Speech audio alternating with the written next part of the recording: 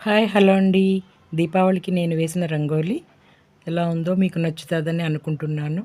నచ్చితే లైక్ చేసి, షేర్ చేసి, సబ్స్క్రైబ్ చేసి, కామెంట్ చేయండి. Thank you. ఈ ఫ్లవర్స్తో వేసిన రంగోలి మా మనవరాలు గాయత్రి వేసింది. తను కూడా రంగోలి బాగా వేస్తుంది.